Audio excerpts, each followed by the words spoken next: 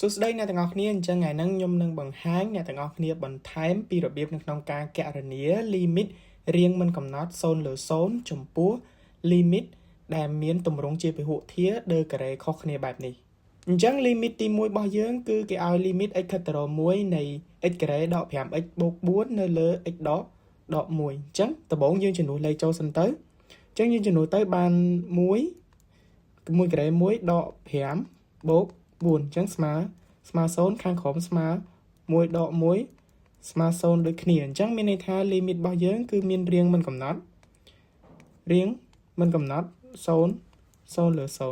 អញ្ចឹងដើម្បីគណនាវាបានយើងត្រូវរកកត្តាដែលធ្វើឲ្យវាស្មើ0គឺនៅកន្លែងនេះ x របស់យើងខិតទៅរក1អញ្ចឹងមានន័យថា x ដក1គឺជាកត្តាដែលធ្វើឲ្យ limit របស់យើងនឹងស្មើ0អញ្ចឹងយើងត្រូវចាប់វាជាកត្តាដើម្បីសម្រួលវាចោលអញ្ចឹងខាងលើអ្នកទាំងអស់គ្នាអញ្ចឹងយើងដឹងហើយថាខាងលើនេះវាស្មើ0ចំនួនលេខទៅស្មើ0អញ្ចឹងមានន័យថាវាមានកត្តានេះនៅក្នុងហ្នឹងហើយអញ្ចឹងអ្នកទាំងអស់គ្នាដើម្បីដាក់កត្តាឲ្យបានលឿនអ្នកទាំងអស់គ្នាអាចធ្វើបែបនេះបានដាក់ x ដក1បែបនេះមកបន្ទាប់មកអ្នកទាំងអស់គ្នាយក x ការ៉េនេះមកចែកនៅនេះមក x ការ៉េចែកឲ្យ x បាន x អ្នកទាំងអស់គ្នាយកអាកតុយក្រោយនេះយកមកចែកនៅនេះមក4ចែកឲ្យដក1យើងបានដក4ហ្នឹងគឺជាការដាក់ផលគុណកត្តាងាយប៉ុណ្ណឹងមកគឺជាការស្រេចហើយអញ្ចឹងខាងក្រោមគឺ x ដក1ដដែលអញ្ចឹងយើងមាន x ដក1ដក x ដក1ដូចគ្នាហើយយើងសម្រួលវាចោលទៅយើងនៅសល់ limit ថ្មីគឺ x ដក4ប៉ុណ្ណឹងយើងអាចចំនួនលេខបានហើយគឺបាន1ដក4គឺស្មើជាមួយនឹងដក3នេះគឺជាចម្លើយ limit ទី1របស់យើងចំណែកឯ limit ទី2របស់យើងគេឲ្យ limit x ខិតទៅរកលេខ2នៃ x គីបដក8នៅលើ x ការ៉េដក 5x បូក6អញ្ចឹងជាធម្មតាដំបូងអ្នកនរគ្នាត្រូវតែចំនួនលេខចូលសិនដើម្បីស្វែងរករាងរបស់វាអញ្ចឹងយើងបានខាងលើបាន2សេគុណ3 2សេគុណ3ដក8គឺស្មើជាមួយនឹង0អូខេដោយសារ2សេគុណ3នេះគឺវា8ខាងក្រោមយើងបាន4ដក10បូក6គឺស្មើ0ដូចគ្នា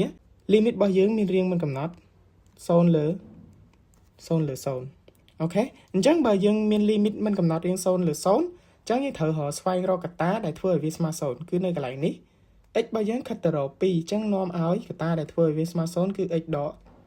2អញ្ចឹងយើងត្រូវធ្វើបែបណាឲ្យខាងលើក៏មាន x ដក2ខាងក្រោមក៏មាន x ដក2យើងសម្រួលវាចោលអូខេអញ្ចឹង x ខិតទៅរក2ខាងលើនេះអ្នកនរគ្នាគឺចូលរូបមន្ត a គីបដក b គីបអូខេអញ្ចឹងស្មើជាមួយនឹង a ដក b កត្តាឲ្យ a ការ៉េបូក ab បូក b ការ៉េអញ្ចឹងយើងបាន x ខ្ញុំសេវាបែបនេះឲ្យអ្នកនរគ្នាស្រួលមើលអញ្ចឹង8យើងអាចសេទៅជា2គីបបានខាងក្រោម x ការ៉េដក 5x បូក6ដដែលស្មើ x ខិតទៅរក2អញ្ចឹងខាងលើនេះចូលរូបមន្តហើយអញ្ចឹងបានដក2កត្តាអី a ការ៉េរបស់យើងគឺ x បូក ab អញ្ចឹងបាន 2x បូក b ការ៉េអញ្ចឹងវាបាន4ព្រោះអី2ការ៉េវា4នៅលើខាងក្រោមយើងដាក់កត្តាងាយឲ្យហើយមកទៅគឺ x ដក2អញ្ចឹងអ្នកនរគ្នាយក x ការ៉េនេះមកចែកមួយ x នេះមកយើងបានប៉ុន្មានអញ្ចឹងយើងបានកត្តាថ្មីយើងបាន x តោះមកអ្នកនរគ្នាយក6នេះមកចែកមួយដក2អូខេនេះចែកដក2ឡើងនេះមកយើងបានដក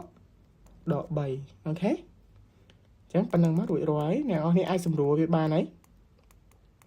អញ្ចឹងបន្ទាប់ពីសម្រួលអា x ដក2នេះហើយមួយ x ដក2នេះចោលទៅយើងបាន limit ថ្មីគឺ x ការ៉េបូក 2x បូក4នៅលើ x ដក3ប៉ុន្តែយើងអាចចំនួនលេខបានហើយអញ្ចឹងខាងលើយើងបាន4បូក4បូក4នៅលើ2ដក3អញ្ចឹងយើងបាន4 3ដង10 12ខាងក្រោមបានដក1អញ្ចឹងដក12នេះគឺជាចម្លើយ limit ទី2របស់យើងចំណែកឯ limit ទី3របស់យើងដែលជា limit ចុងក្រោយគឺគេឲ្យ limit x ខិតទៅរក1នៃ1ដក x ការ៉េនៅលើ x ស្វ័យគុណ3ដក x ការ៉េបូក x ដក1អញ្ចឹងដំបូងយើងត្រូវចំនួនលេខចូលសិនទៅគឺយើងបានខាងលើគឺ1ដក1ការ៉េអញ្ចឹង1ការ៉េឃើញ0ដែរទេខាងក្រោមយើងបាន1ដក1បូក1ដក1អញ្ចឹងខាងក្រោមក៏ឃើញ0ដែរអញ្ចឹងយើងបាន limit របស់យើងរៀងមិនកំណត់0លើ0រៀងមិនកំណត់0លើ0អញ្ចឹងដើម្បីកណនា limit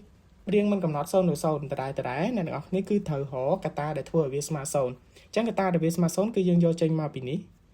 អញ្ចឹងយើងបាន x ខិតទៅរកលេខ1នេះវានាំឲ្យកតាដែលធ្វើឲ្យវាស្មើសូនគឺ x ដក1មានន័យថាបោះលេខ1មកខាងនេះមកអញ្ចឹងអ្នកនរនេះត្រូវធ្វើបែបណាខាងលើឲ្យមាន x ដក1ខាងក្រោមឲ្យមាន x ដក1ដែរដើម្បីសម្រួលវាចោលទៅអ្នកនរគ្នាបង្កើតបាន limit ថ្មី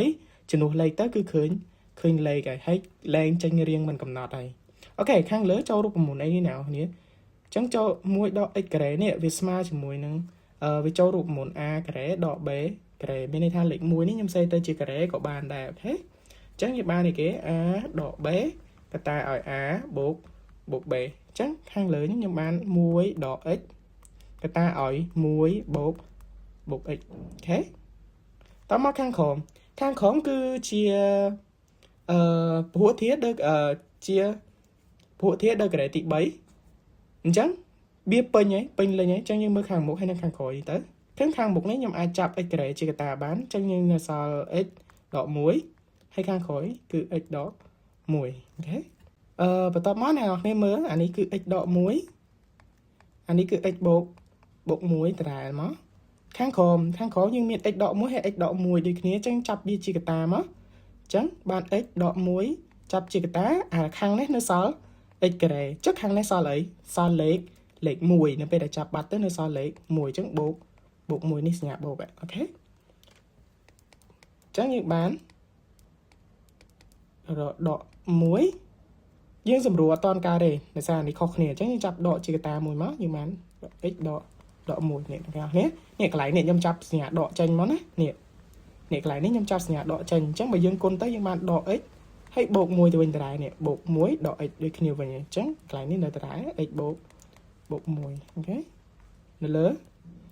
x ដក1នៅលើ x ការ៉េបូក1អញ្ចឹងកតាដែលត្រូវសម្រួលគឺឃើញហើយអញ្ចឹងយើងសម្រួលវាចោលទៅអញ្ចឹងយើងនៅសល់ x បូក1កុំភ្លេចសញ្ញាដកយើងផងដាក់មកវិញនៅលើ x ការ៉េបូក1ប៉ុណ្ណឹងយើងអាចចំនួនលេខបានហើយសញ្ញាដកដាក់ដដែល1បូក1នៅលើ1បូក1ការ៉េគឺឃើញ1ដដែលទេអញ្ចឹង2លើ2គឺស្មើដក1នេះគឺជាចម្លើយ limit ទី3របស់យើងអញ្ចឹងវីដេអូយើងថ្ងៃហ្នឹងគឺមានតែប៉ុណ្្នឹងទេសង្ឃឹមថាអ្នកទាំងអស់គ្នាយល់ចុច like វីដេអូនេះបើសិនជាវាអាចជួយអ្នកទាំងអស់គ្នាកុំភ្លេច subscribe ផងបើសិនអត់ទាន់ subscribe អរគុណអ្នកទាំងអស់គ្នាជួបគ្នានៅវីដេអូក្រោយបាយបាយ